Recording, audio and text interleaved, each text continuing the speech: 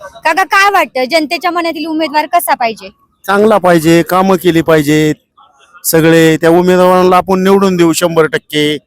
काय त्यांनी बहुमताने निवडून येतील. कामं केली पाहिजे, पाणी पुरवठा व्यवस्थित झाला पाहिजे, लाईटीची कामं केली पाहिजेत. लाईट 8 हप्त्यातनं 3 दिवस लाईट नसते सेक्टर 4ला. लाईटीची कामं केली पाहिजेत, पाणी व्यवस्थित आलं पाहिजे, असं आपण त्यांना बहुमताने निवडून देऊ.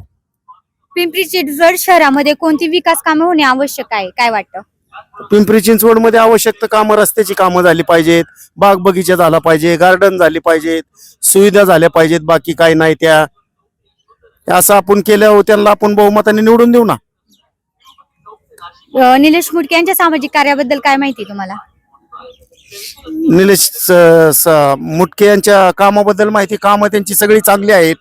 आता जरी अजून इथनं पुढे जरी त्यांनी जोर घेतला तरी अजून बी ती बहुमताने भरपूर निवडून येतील.